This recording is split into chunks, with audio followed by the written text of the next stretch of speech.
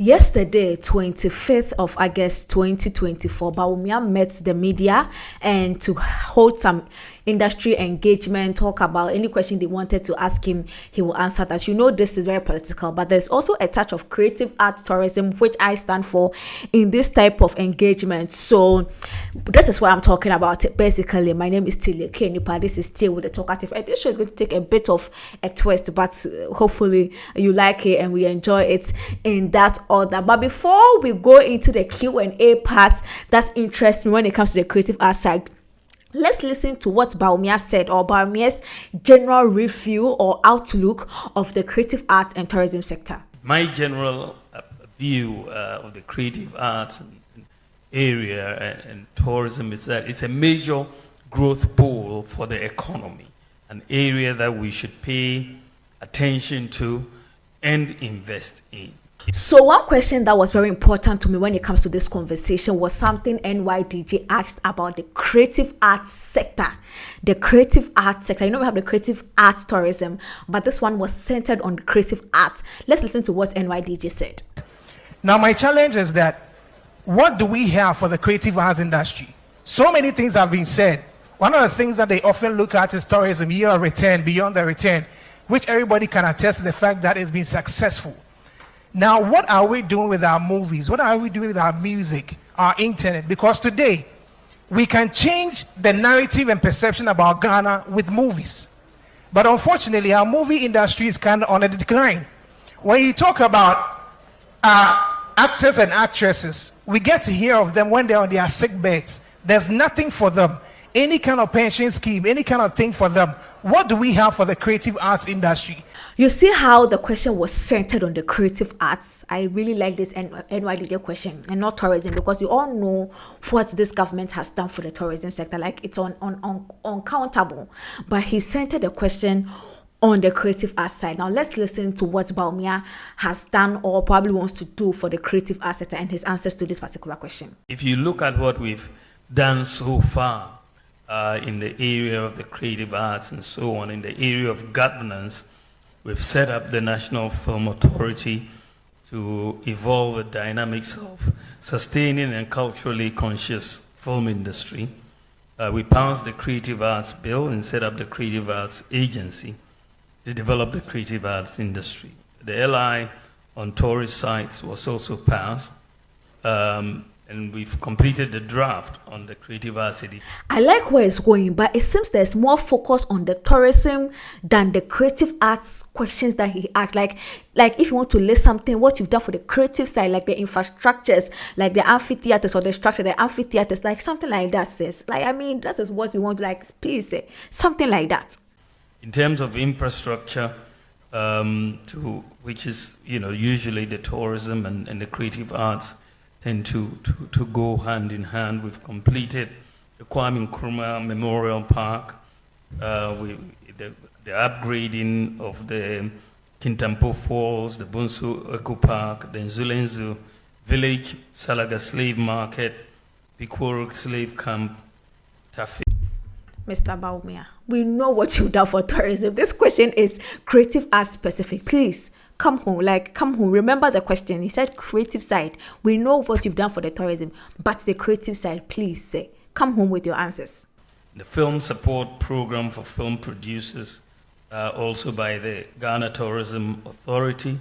You have the film pitch by the National Film Authority, and the support for several festivals and events, including the Chalawote, Little Havana, Rhythms on the Runway, Westside Festival, and so on. So I think that if you look at some of these things that we've been doing, there's been quite a bit that has been done, and we need to do quite a bit more. Nice. Finally, we got something small for the creative side, and he said he would do more. I was hoping he will list the more that he will do, but that's I'm sure we will not get, because I can see it's not in the manifesto. The more is not in the manifesto for the creative side. But Kwadwo Sheldon was there, and Kwadwo Sheldon asked a very important question about Gamro. Listen to the question. Now, recently, people that I've seen come into the media space to complain about royalties they receive from Gamro. these artists, they come out, they complain about receiving 300 CDs, 200 CDs, 500 CDs. Someone has created about 32 albums, a collection of royalties on his behalf, in 300 CDs, 200 CDs, and 400 CDs. You see them come in the news complaining about these things, and it looks like Gamro has not been enabled to collect royalties when it comes to our artists.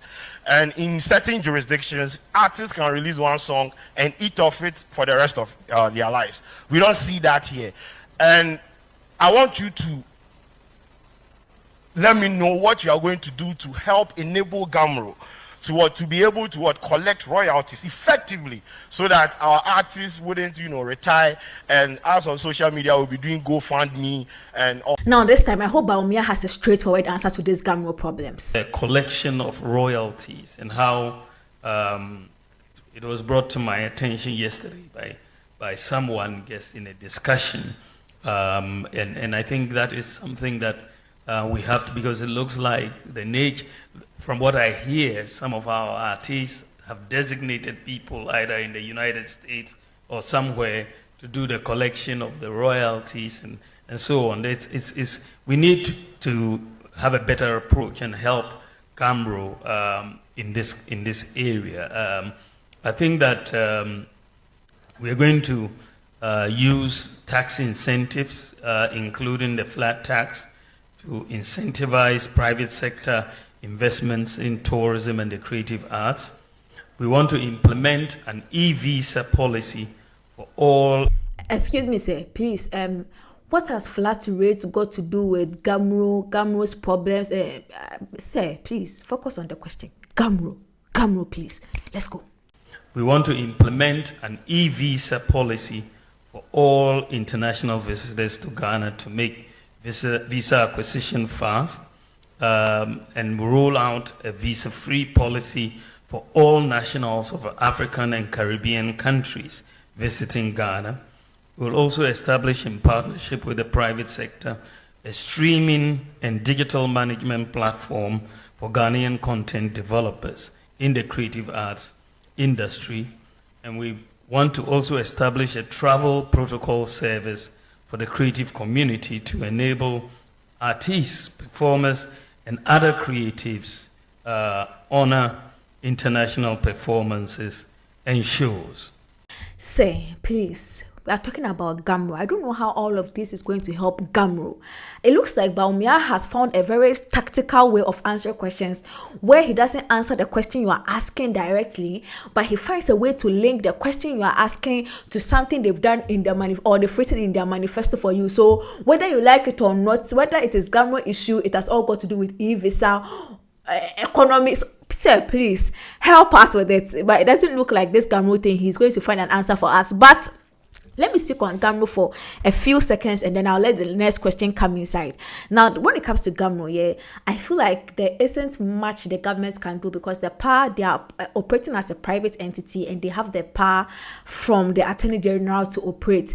Now, here's the thing. I feel like when it comes to Gamro, if they want Gamro to work, the people in place or the people in charge of Gamro, if they want Gamro to work, they can make Gamro work. But I feel like the broken system of Gamro is helping them, which is why much hasn't been done. So to me, I feel the only thing that can be changed or that can be done drastically is to revoke their licenses, and probably the Attorney General give license to another entity to operate as the CMO for us. Maybe that's where something can change. But as long as these people are operating as a private entity, I don't know what the government can do, unless probably something drastic where they are saying they are dissolving it completely, and then, as I said, giving the power to another entity to operate that way, or whether they will keep the Gamro running, but the AG will give another entity the power to do that.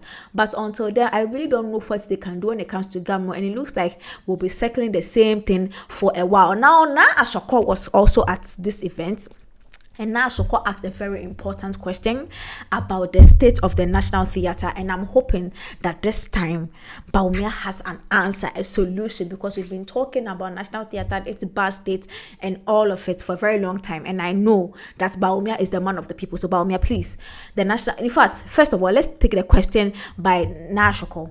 in the performing arts who have come to realize the potential of theater to enhance job creation and employ a lot of young people. And yet, the state of the National Theatre of Ghana keeps deterring a lot of patrons from attending our performances. And this is a major concern for a lot of thousands, actually, of young people who rely on theater for their livelihood. So my question is, can we expect to see an urgent resolution of this problem, if possible before December 7th, or at the very least, during your first 100 days in office? Thank you so much. Hopefully he gives us a straightforward, very, very straightforward solution to this national theatre problem that we've been talking about for a very long time.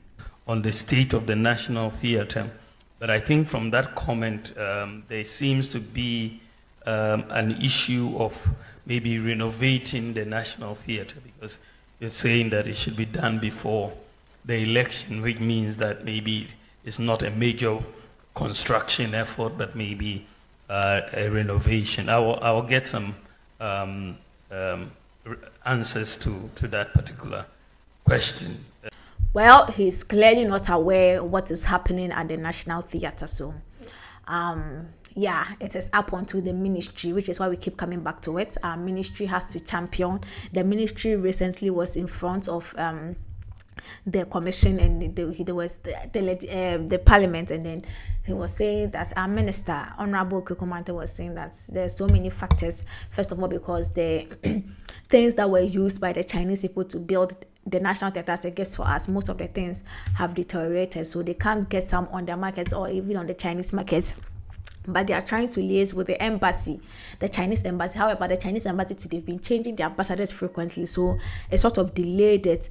And he's also saying one of the most important things is that whenever there's a budgeting coming forward to Parliament for them to actually get things done, the Parliament will reduce or slash the budgets drastically, which can't get enough done. So that is the conversation going on. Now, you've heard something from Bawumia when it comes to the creative arts, our GAMROs, our National Theatre, and the creative arts specific.